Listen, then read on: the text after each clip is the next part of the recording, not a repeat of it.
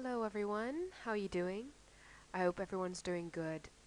I decided to make this presentation for my friends who I've been telling them all about probiotics and psychobiotics in particular. Um, and I'd really like to just speak about it a little bit because I've been doing some both online research and some like self research, I guess. So today I'm going to be talking about psychobiotics. And psychobiotics is not a very well known term in the medical field because it's actually relatively a new science or a new kind of discovery. But if we really break it down, try to understand what are psychobiotics, we can think of it as psycho, so something related to the psychology or the psychiatry or the state, the mental state of a person, and biotics, which is related to something that is living or a live organism. We usually think of antibiotics, which are agents that kill bacteria.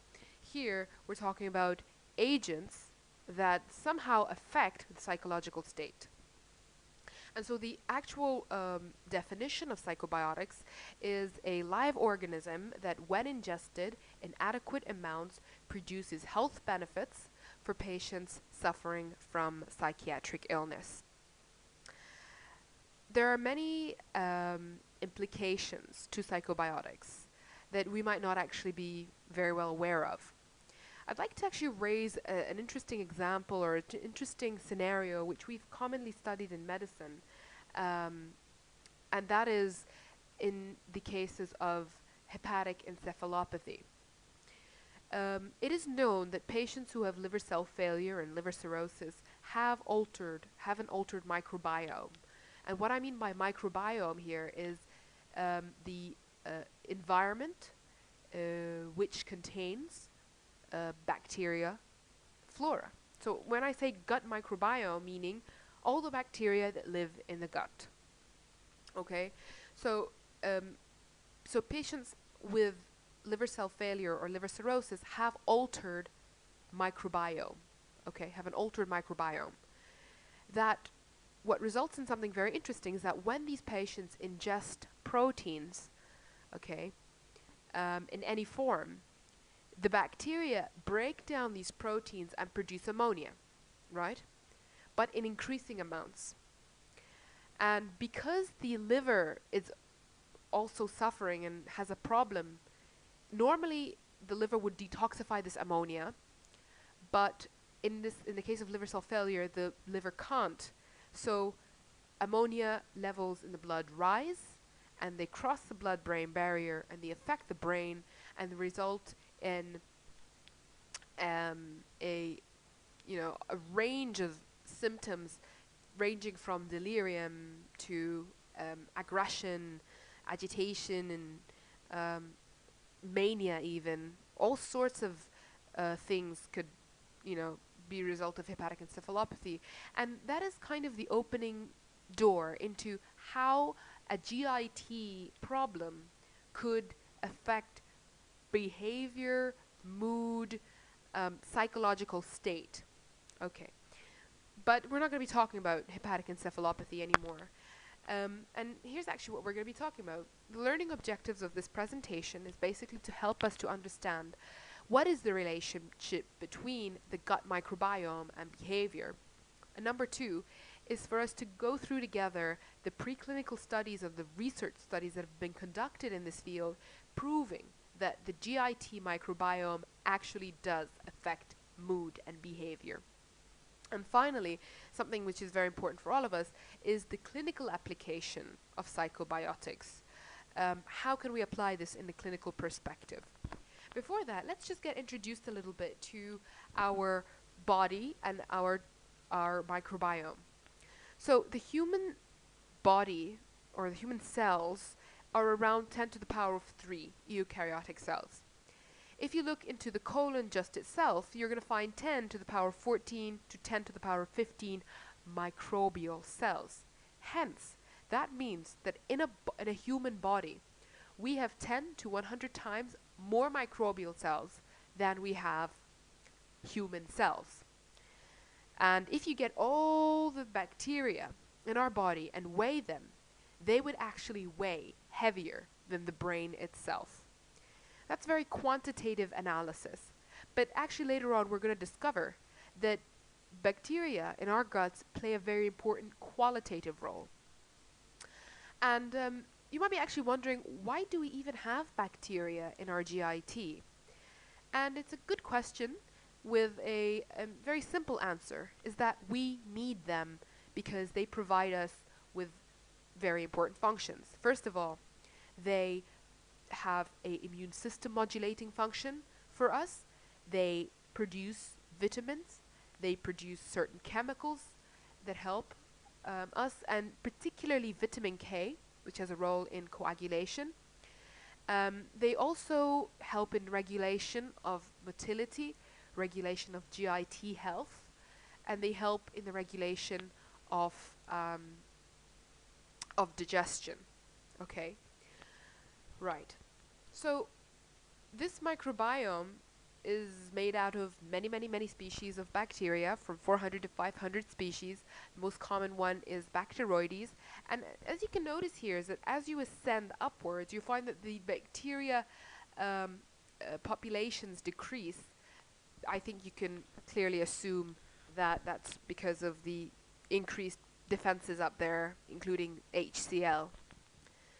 Right. So we're talking about psychiatry, and we're talking about bacteria in the GIT. What on earth brought the two together? What is the kind of thing that made these two even become connected? So let me tell you about a story that happened in 2000, in the year 2000, that actually sparked off the interest or in the connection between both. In a small town in Canada, contamination of drinking water occurred with E. coli and Campylobacter. And clearly, people who drank from this water became infected and suffered from severe gastroenteritis and all sorts of post-infectious conditions. But at the end of that year, at the end of the first year, they found that the majority of the patients, or the people who'd gotten infected from that accident, developed major depression. And that was something that really sparked the attention of the doctors at that time. And interestingly, a guy, just 2 years before this accident, done an experiment in which he infected rats with subclinical infection with Campylobacter jejuni. And so he infected them with that, but it was not enough to elicit an immune reaction. And found that the rats that were infected displayed anxious, depressed behavior that was reversible on the treatment from Campylobacter jejuni. Okay, so these two kind of studies that were early on, or happenings early on, really kind of sparked an interest into the potential connection between the two. So ever since, a lot of research has been going on trying to connect the dots between the relation of the brain, the GIT, and bacteria. And the first the first model that they tried to use and trying to understand brain, the relation between the three, is using germ-free studies, germ-free models. They got rats that have no bacteria flora whatsoever, and they tried to compare them to mice that had bacteria and compare their behavior together. That's number one. Another kind of study they did is called the infection studies, in which they gave an infection to the mice and tried to observe what kind of changes in behavior it would result. The third kind of study was using probiotics, and probiotics are basically agents that are usually we tend to associate them with like fermented milk products, and yogurts and stuff. And these are basically things that have added on bacteria and yeasts that are healthy, and they help in regulating GIT function. And so using probiotics, some studies actually added healthy bacteria to see if that would also affect behavior. Another model was to use antibiotics, which is basically to, as we know, of course, that antibiotics modulate and regulate, or alter rather, the bacterial population in the gut. So, if they played around with antibiotics, could it affect behavior? And last but not least, and quite more recently actually, they've been using fecal transplant studies. I don't know if you've heard of these, but actually there is growing research and application in that fecal transplantation, i.e. Transplanting flora from one organism to another, could help in the treatment of some conditions such as C. diff infections, Clostridium difficile, pseudomembranous colitis, and they have limited implications in the treatment in neuropsychiatric conditions. We're not going to go too much into that. We're going to focus on the first four that we spoke about. So the first model, as we said, is the germ-free mice experiment. So they got some mice and they stripped them away from all commensals, and they compared them to mice that had commensals, and they found interesting things. They found that these mice, first of all, had decreased cognitive functions. They decreased memory. They were less alert. Okay, and they also found that these mice were not as socially interactive as the others. They spent more time alone and less time interacting, less time exploring. They spent more time with objects rather than with fellow creatures. Frankly, they displayed very autistic behaviors. And when they subjected these germ-free mice to stress, these mice began to show an exaggerated response, and it showed in the form of increased corticosteroids in their blood. And the most intriguing thing was, when they recolonized these germ-free mice, and so they put back bacterial flora into them, these changes were reversed up until a certain point. So up until a certain age they were reversed, but after that age has passed, no matter how much you return to them the bacterial flora, they do not change. And this result actually had some really important implications in the field of autistic spectrum disorder, because there are speculations that autism, which is a very heterogeneous condition, its etiology could be closely linked to altered microbiome. And there's actually been some studies in which they've been treating children with probiotics and certain antibiotics, and seeing if that helps to relieve some of their symptoms. And you might be wondering, so we got these rats and we took away their flora, and then we gave them back their flora, and then they became better. How did that happen? What is the mediator, or what is the pathway by which the bacteria in the GIT communicated and changed the brain behavior? So there are several mechanisms actually that have been proposed, most famously through the vagus nerve, which communicates from the GIT to the brain. But also other mechanisms include through the immune system. So the GIT is very rich in immune cells, and that communicates with the general immune system, which generally communicates with the hormonal system and the nervous system. So they all kind of work together. Also the enteric nervous system, or the ENS, which is also known as the second brain actually, is known also to play a role in the communication between the gut and the brain. And of course the endocrine system. The endocrine system here is the as you know, the hypothalamic pituitary corticosteroid axis, and the GIT communicates with the brain, could be through that axis as well. Okay, so the second model that they used was using antibiotics. Okay, and as we said, antibiotics alter uh, uh, bacterial populations. And you might not have known about this before, but actually, antibiotics have been implicated in some psychiatric illnesses.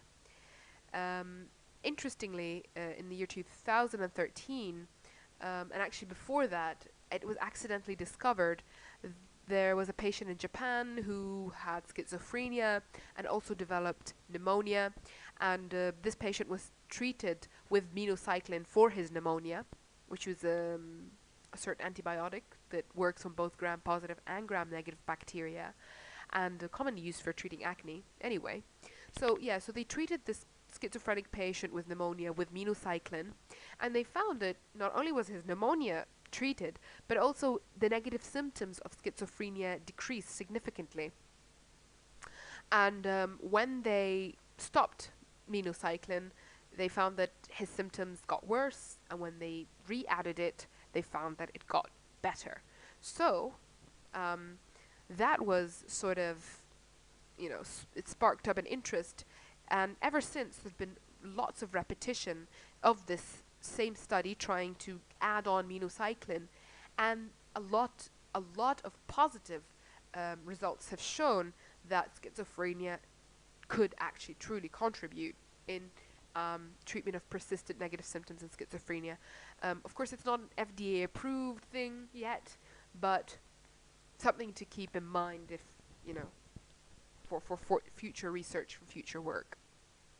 And also, it has been found that minocycline, which is the same antibiotic, could be even used to help in treatment-resistant depression. The idea is, when I actually told this idea to somebody, they said, "Does that mean that maybe schizophrenia could have an infectious kind of quality or infectious kind of etiology?" And it's an interesting question, but actually, the answer is no. It's not that schizophrenia is infectious, and so if I give antibiotics, it will go away. That means it's infectious. No, it's it's actually attributed to a certain theory that implies that schizophrenia is in fact a partly an inflammatory response.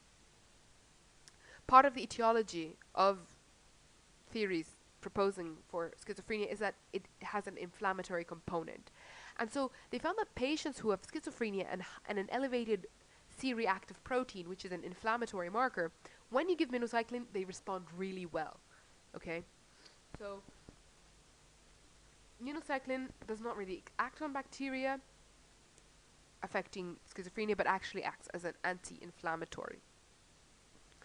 And they've also found that minocycline also plays a role on some receptors, like the NMDA receptor, and that's why it could actually play a role in both schizophrenia and depression. Right. Let's move on to probiotics, and I don't know if you're familiar with probiotics, and I think I've already explained them early on, but probiotics are basically ingestion of healthy bacteria and yeasts in an attempt to kind of improve GIT functions. And according to Mark Light, who is one of the prominent researchers in the field, he said that probiotics are delivery vehicles for neurochemicals. And basically what he implied is that probiotics, or these bacteria that we give, play a very important role in modulating neurotransmitters. And as you know, and as we, many psychiatrists hopefully should know, that we treat psychiatric illnesses pharmacologically based on the idea that there are that there are neurotransmitter imbalances. For example, in schizophrenia, in certain pathways, dopamine is elevated, or in depression, in certain pathways, serotonin is decreased, something like that. So they found that probiotic bacteria actually can produce neurotransmitters, and not only produce, but they can modulate neurotransmitters. So examples, for example, like Escherichia coli produces norepinephrine and produces serotonin, or a bacteria like Serratia actually produces dopamine. Um, and an interesting bacteria called Bif infantis um, plays with or manipulates plasma tryptophan levels. And as you know, tryptophan is a precursor to 5-hydroxy tryptophan. 5-hydroxy tryptophan. Yeah, I think that's it. Which is serotonin, basically. And the final one, actually, and one I have particular interest in, is Lactobacillus rhamnosus. And Lactobacillus rhamnosus is a certain bacteria that is known to alter central GABA receptor expression. So what's the deal with GABA? For those who don't know, GABA is an inhibitory neurotransmitter in the brain that plays a very important role in modulating anxiety and the stress response. And usually in patients with, for example, things like acute panic attack or very, very stressed situations and agitation, we could give them a benzodiazepine. Benzodiazepines bind to GABA receptors, particularly GABA A receptors, and they cause an influx of chloride, and this chloride acts, kind of stabilizes the basement membrane, the nerve conduction, and reduces basically, or inhibits the neuron. Okay, so it helps in the reduction of anxiety. So what they found that this bacteria L. rhamnosus has anxiolytic effects. So this was a theory, it wasn't proved yet, until they got a group of animals. They divided them into two groups. One group was given L. rhamnosus, and one group was given nothing, or just basically they eat normal food. And they found that the mice given L. rhamnosus displayed more exploratory behavior. They, when under stress, they showed less corticosteroid release, which signifies, a decreased a decreased stress response, and which is very interesting, they found an altered GABA A and GABA B expression in those in their brains. So there was a change in the GABA A and GABA B expression. These results were very, very interesting. But the question that you could naturally ask is that how could a bacteria produce anxiolytic effects similar to benzodiazepines? How could it even do that? Through what mechanism? And as we previously mentioned, we said, the vagus nerve has a role to play, the neuroendocrine system has a role to play. So what they did was, the rats taking L. rhamnosus, they divided them into two subgroups.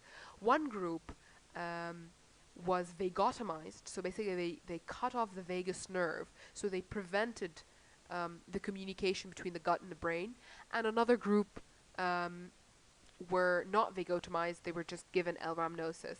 So the animals that were given L. rhamnosus and were vagotomized, they did not show the positive effects of L. rhamnosus, meaning that it is indeed very possible that these bacteria produce their effect through the vagus nerve. Okay. And this diagram here actually shows you the corticosteroid level in the blood in the different groups of rats. This is the control rat. So this is the rat that is not stressed nor given L. rhamnosus, so it's given just normal food.